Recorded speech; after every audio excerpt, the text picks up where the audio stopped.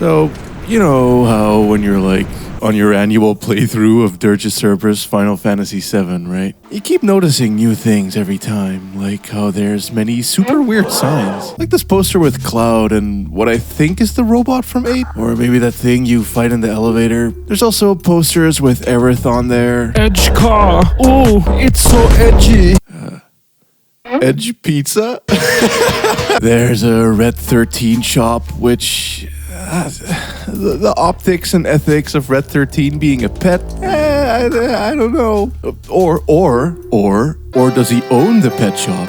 Or is he simply sponsoring it? Same way there's Tifa branded Jet Spice and Oki. Are the Final Fantasy VII cast celebrities in this world now? Do they do corporate marketing deals using licenses? Or did the dev team simply reuse artwork and assets for posters, hoping that no one would notice and needlessly obsess over it? Would you eat the ₜᵢ tomatoes? And then boom!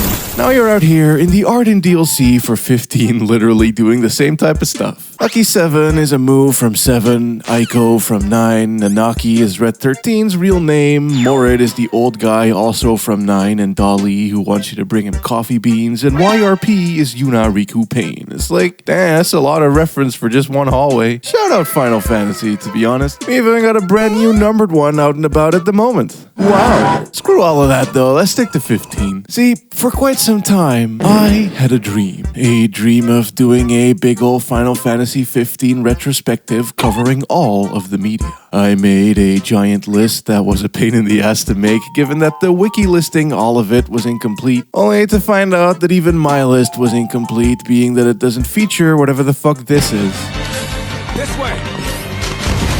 Let's go. Was blowing up on TikTok right around the time I was making it, so like... Is this new? New Final Fantasy 15 content in 2023? Is it? Square? Hello? So I ain't doing that. If you want the list to have a go at it, go for it. I really just wanted to talk about Pocket Edition and Comrades mostly, thinking that those would be the most curio and give the Royal Edition a go with all the DLC too. Especially because, as was reported on, I think, Comrades actually isn't dead.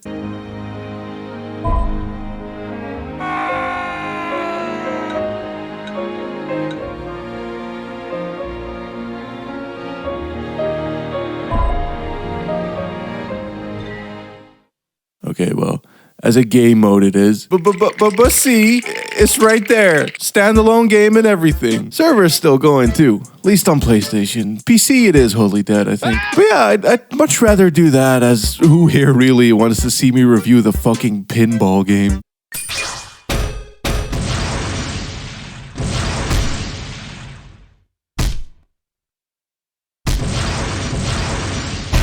Wow, Square. Very cool.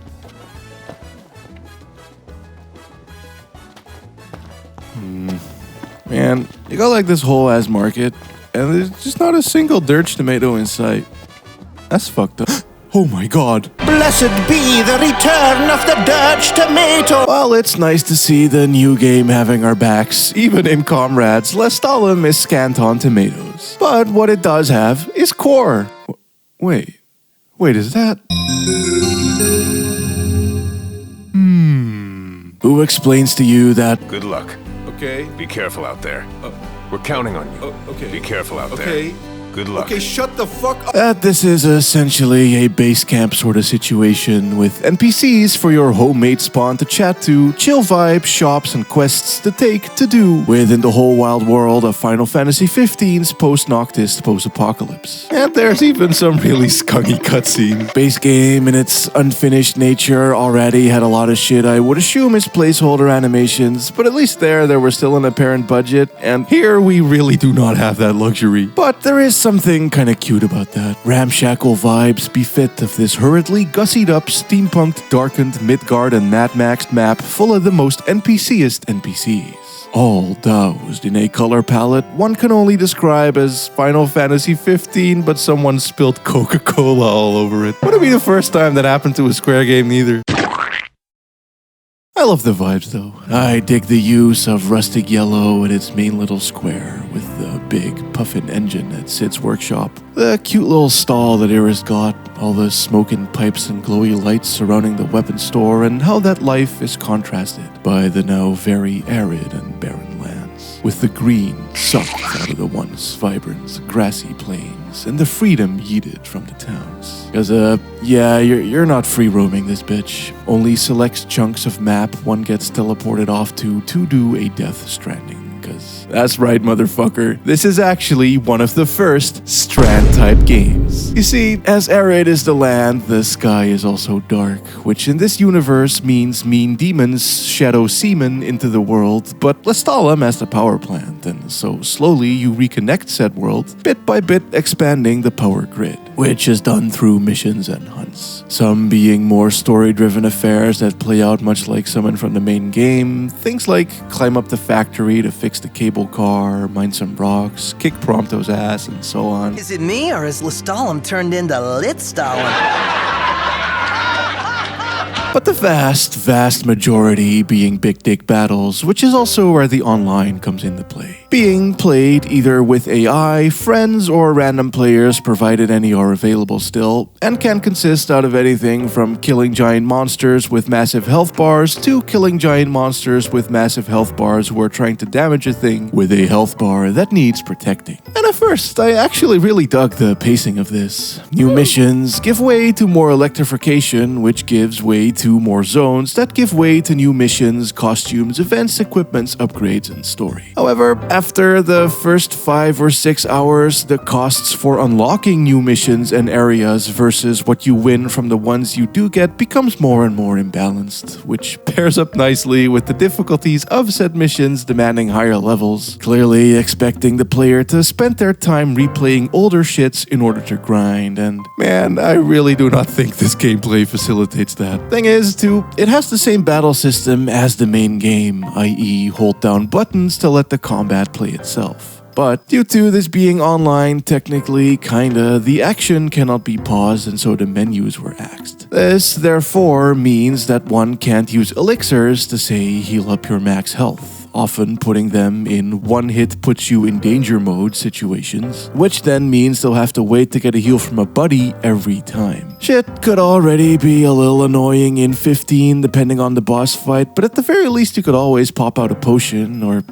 very swiftly get around to get out of harm's way, because also, you don't play as Noctis Lucis Protagoni, and so you can't do shit. Aerial combat is virtually non-existent, plummeting right the fuck back down to ground post a jump attack, and your warp is baby tiny, and doesn't auto-warp you to flying enemies neither, nor do you possess the skill tree shits to learn any of this. So, overall, it's basically as if you're playing with half of the already very simple battle system. No summons, less weapons, worse movability, less speed, no Crystarium, and lesser buddies. Add to all of that, spongy enemies, long battles with critters constantly entering the fray, and you end up with fuck.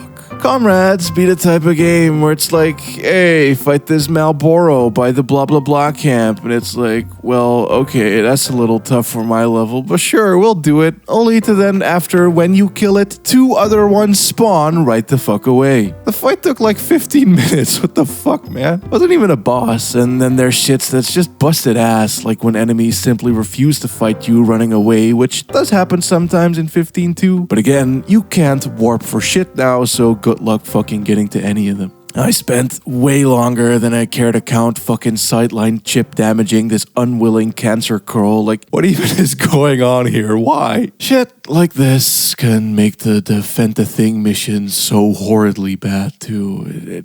It honestly just kind of blows. Certainly when this is all there is to do too. Outside of towns there isn't any exploration. You get teleported from job menu right into the fight. The only exception to the rule being these odd future vision missions in which you take control of the boys during the time right before the ending. Doesn't it all help make Final Fantasy XV feel less staple, tattered, and racked together? But it is sort of neat, and you get to fight the Demon Wall. Friend of the people, hero to all, Demon Wall. But also, secretly, this is actually the worst, with the spongiest, unplayablest, long-windedest, garbagest bullshit pacing ever. Fuck this fucking behemoth boss dog. And fuck all the shit leading up to it too. Shit's trash. Luckily, very optional, but yeah. For what it's worth, I defo wasn't expecting there to be story though, and there is something really cute and endearing about having Core or Aranea cook for you, and I think it's really cute in general how one gets to see the lives of those within the new world.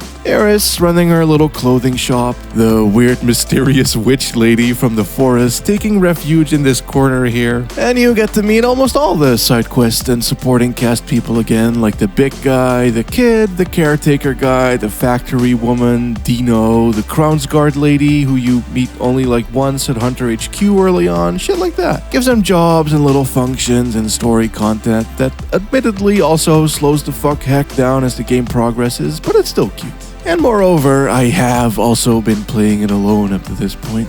Everything I said about repetitive or grindy or spongy can also be said about Monster Hunter or Destiny, and people love playing those with friends or while watching a podcast, and I'm sure Comrades is better in a more casual or social setting as such just as well. Ideally, here would be a segment where I'd actually do all that, but oh my, dang, I sadly couldn't finish it in time. How sad.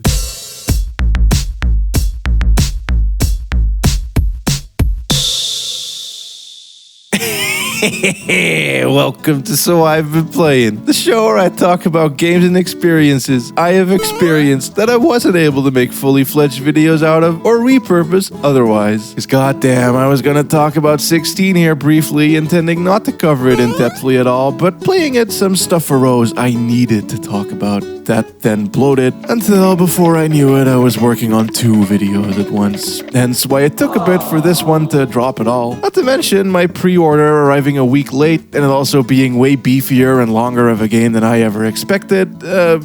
Yeah. But more on that next video. And I mean, hey, I also played through all of 15 again too. Needed that footage to be able to compare and shit, nor had I ever smoked the slightly, finally, almost finished edition with all the DLC. Got this Prompto shit being all like a third-person shooter, and then you're like in this facility, and like the evil scientist man goes into the computer, and like there's clones and Shinra pods, and like it just really reminded me of something in particular, but I can't quite put my finger on what. Something about tomatoes, I think? Very curious. It is still, even after years of patching, quite the janky game, however, giving clipping textures and lighting bugs on wazoo with oddly truncated plot points, bizarrely paced progression systems, and a overall very floaty feel.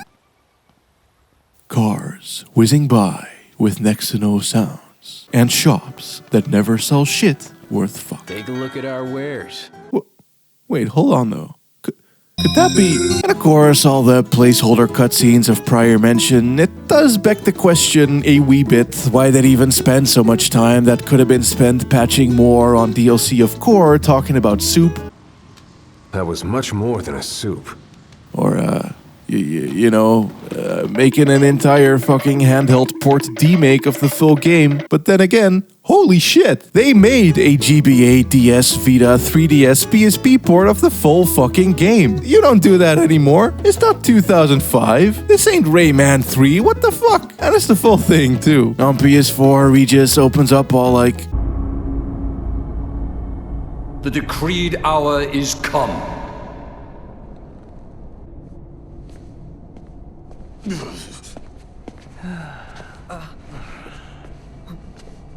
and then in Pocket Edition, it's all like, the decreed hour is come.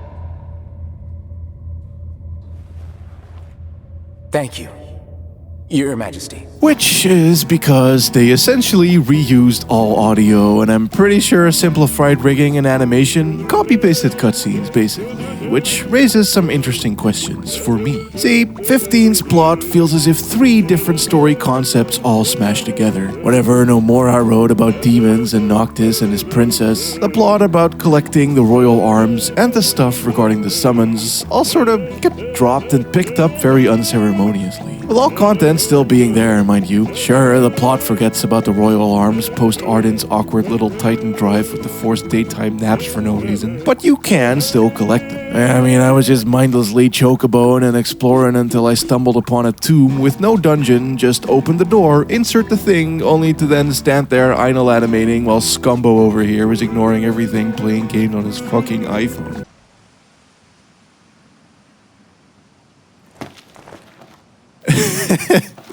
If that ain't a fitting way to illustrate how 15 loses interest in its own plot threads, I don't know what is. Now obviously, that's because the main game is unfinished. There's so much side content in there, like the whole craggy mountain area with a unique town, dungeons, cutscenes, voice acting, boss fight that absolutely nothing in the plot leads you to, or the cinematic behemoth quest from the demo that despite being as famous as it is optional. And so, I think honestly, demaking the game could legit be a really great opportunity to tighten things up. I'm not expecting a rewrite, of course, but if they aren't gonna abridge the story, they could at least chop off some loose ends by abridging the game.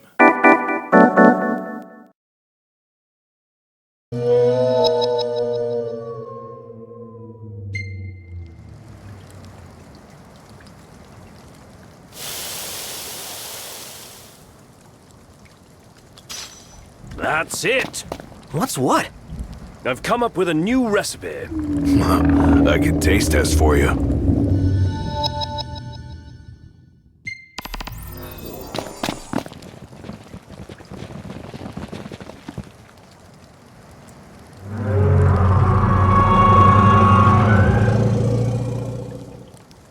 Man, am I glad that that's exactly what they did as well. Cliff Notes gameplay. So, for instance, the entire 𝐎𝐧𝐥𝐢𝐧𝐞 region got gutted, because again, the behemoth hunt is a side quest. You now go from crashing the gate straight to driving into ₜᵢⵙ, and then that will all be there with its wee streets and cutscenes intact, though, once again, no dirge tomato, but hey. At least there's a cat now. It is only when Ramuh happens that you end up at the Chocobo farm, being that story occurs there at that point. And thus, you also go on the Thunder Hunt and get a 𝐎𝐧𝐥𝐢 region themed linear track with a cinematic Chocobo ride. All the set pieces are also there, executed adorably. All the ending shit is present too. The whole story is there front to back. Only the map bungling, free roaming, and side quest bloating are absent. Being a mobile title, this makes sense as they ostensibly had to make it playable with a touchscreen, and that had a very interesting trickle-down effect on the structure, gameplay, story, and presentation as a whole.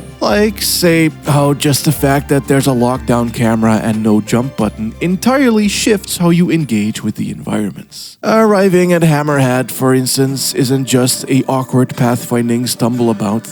Instead, it's this very classic FF Town feeling segment in which one chats to people to engage event triggers, going on a tiny little baby quest to see who has the money. This is in the PS4 title to a degree, with Iggy saying something about, "We have no cash, I spent it on repairs."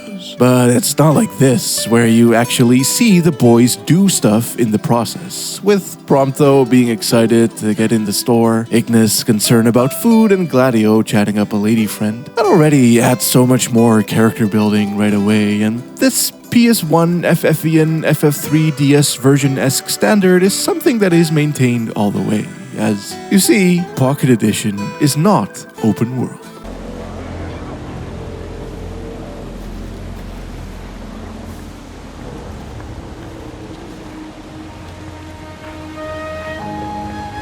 Not gonna lie though, I will be missing things like this happening because of that. The entire game is chopped up in small sectioned off chunks with screen transitions and proper event triggers. Every huge field condensed down into a tiny mini-map, the driving cinematic, and the truck stops as if more clearly defined spaces on their own. And like, psychologically, that definitely has a effect. When one turns a space into a sectioned off little pocket, I tend to get an inherent coziness and a type of here in the moment awareness from it. I mean, like, if there's a giant map with everything seamless, stuff can start to blend a bit more, I guess. I don't know what these specific regions in the desert are called, because it's just a big-ass desert. But when you chop it off with clear borders, with no jumping or full freedom, it becomes more of a directed and guided experience and zone. There's tons of intent in the rock formations here, and the paths what they form, the wreckages and the blockades they provide, the plants, fences, dried up branches, and the framing that they offer. How a slope isn't just the shape of a rock, but a deliberate direction a designer intended you to go down. Shit like this is why I appreciate the maps of Final Fantasy XII so much, as you're really in the minutia, being that the minutia is all there is to be in. No traveling between points of interests, you're already there. Granted, I adore 15's big map too. It's so full of stuff to see and see. It's very detailed and has plenty of design in it as well. Doesn't it all feel like a generated map, UB Bethesda style? There's hello landmarks, buildings, pit stops, formations, and elevations in the land that look straight out of the concept art, giving off a natural enough impression but still being very distinct. Taking the aesthetics of rural America but making them far more urbanized and fantastical, there's always something in sight that hints at human life nearby, and it's also never as open as initial impressions may imply. And as such, it does a pretty great job at finding those exact cozy pockets within just as well. That was a tight squeeze. Sorry for cramping your style. Calm down. I'm just kidding. Not my fault you're too big for the back seat. Those tiny moments where the gang stops in the middle of nowhere along a highway just to talk to the few people there and gaze out over the expanse for a bit. Sounds like Lady Lunafreya is staying in Altissia. Is it safe for her there? I mean, Accordo is Imperial territory. I would have loved to have been able to bring this up in my Liminal Spaces video in retrospect. Heard about the Imperial base? Yeah, some Lucians went in and raised hell. They raised hell all right. Put the base commander in the hospital. Perfect as that video is, because I love how this is literally a fantasy set in reality. And so all those IRL butthole spaces like gas stations, train stations, or even literally just a literal side strip along a road can become these whimsical providers of adventures. Spaces to pass through, becoming places to hang out in. And the car provides a great realistic contrast for that as well, with how you do often just thoroughfare a bitch, making stopping to smell the roses all the more meaningful. But then also, look at fucking Golden Key in Pocket Edition though, holy shit! Costa del Sol? More like Costa D's Tiny Parasols.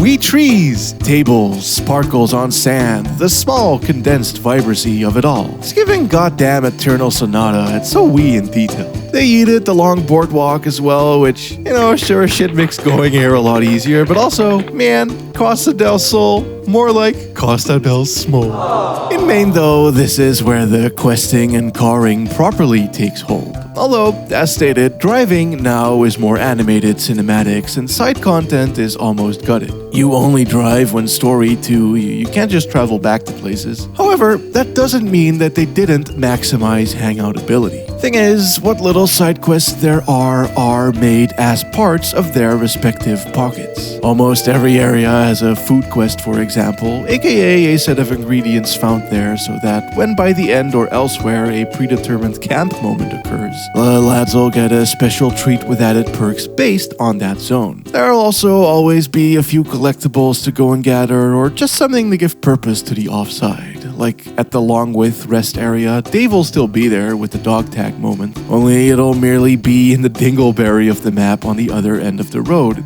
It's just cuter now, I guess. There's no big laundry lists of hunt and repetitivities, but instead a mere hint of extra hangout ability out about the way. Hey, hold on, is that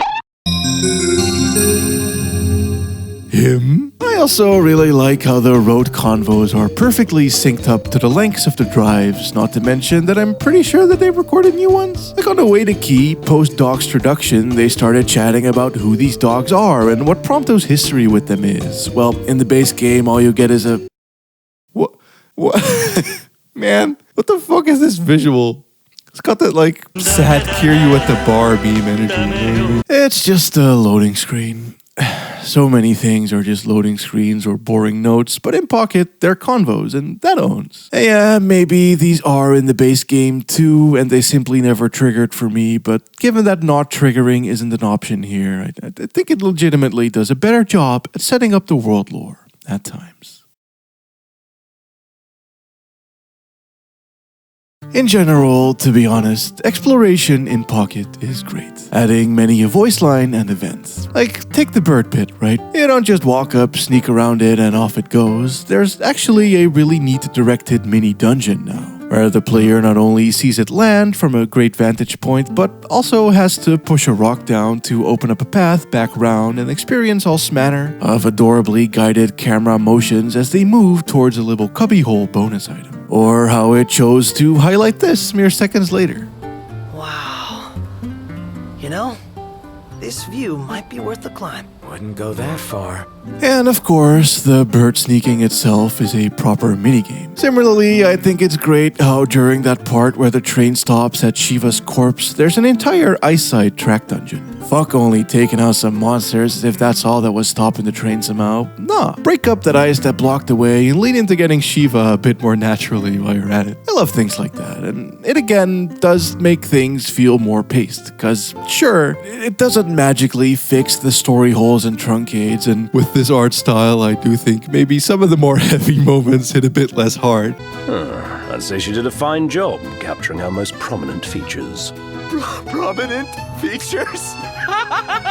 But it does such a good job at recontextualizing the flow of the story within this new pacing. Like I said as well, camping will still happen, but only does when the game says it will, as if it is a story event now. Same with the driving and per extension of both of these, times of day and weather too. This entirely changes how slapped together the plot even can feel when the grasp of time is so much tighter. The game going Lamau, fuck you, sometimes later always felt super off to me when everything else is so real-timed, you know? It's like, the fuck were we even doing here, and why is no one acting like time passed to the degree that it has? It's odd. But when you're already used to one section of an area being a day and then getting cutscened into night, that shit starts to feel so much more natural. Which I think just goes to show how a big trip or journey can easily be conveyed with a suggestion of the passage of time and the implication of distance rather than trying to potentially awkwardly display it all in real time. Evil Forest at night, Ice Cavern at dusk, Exit to Dali at day, Luca at day, Moonflow at sunset, Thunder Plains at night. That sort of energy is what it conveys to me here. A small, cozy, but big road trip journey.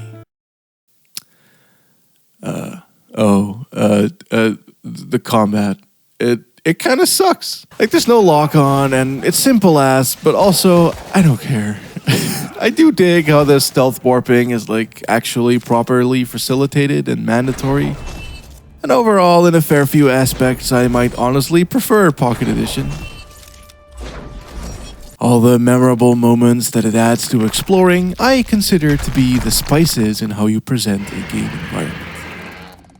And man, Pocket Edition might be a smaller meal, but my god is it seasoned. More so than FF15 itself, I think. Even if that's just because its seasoning is spread out less, perhaps. But yeah. Weird that it exists, but I'm glad that it does. And anyway, yeah, fucking 16-bit soon. Bye.